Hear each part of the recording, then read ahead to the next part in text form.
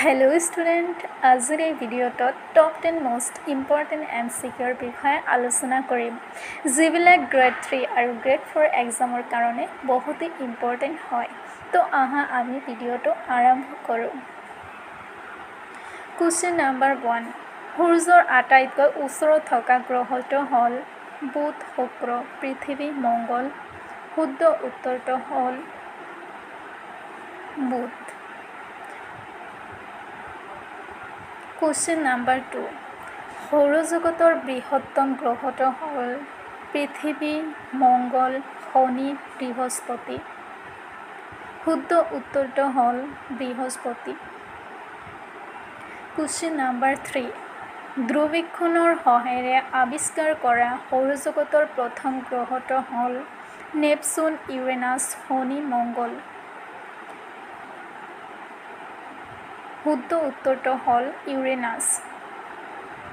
Question number 4 আটাইতকৈ কম ঘনত্বৰ গ্ৰহটো হ'ল শনি বুধ মংগল শুক্ৰ শুদ্ধ উত্তৰটো হ'ল বুধ Question number 5 পৃথিৱীৰ যমজ বুলি কোৱা গ্ৰহটো হ'ল বুধ মংগল শুক্ৰ শনি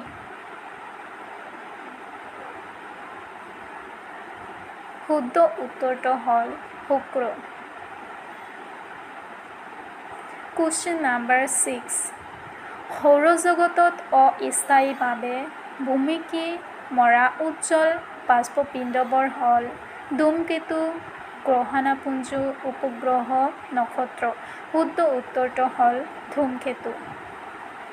Question number 7 হিমালয় পৰ্বত হ'ল ধ্ৰুৱ পৰ্বত ভংগীল পৰ্বত সঞ্চয়জাত পৰ্বত নগ্নিভূত পৰ্বত শুদ্ধ উত্তৰটো হ'ল ভংগীল পৰ্বত Question number 8 কোনটো মালভূমিক পৃথিৱীৰ মধুজ বুলি কোৱা হয়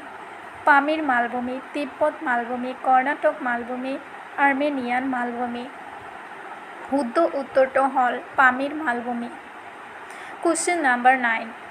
পৃথিৱীৰ সৰ্ববৃহৎ বদ্বীপ হৈছে সুন্দৰবন মাজুলী লাক্ষাদ্বীপ ওপৰৰ এটাও নহয় শুদ্ধ উত্তৰটো হ'ল সুন্দৰবন Question number 10 পৃথিৱীৰ ভিতৰত সৰ্বাধিক দীঘল নৈ হ'ল হাডছন ৰেড নীল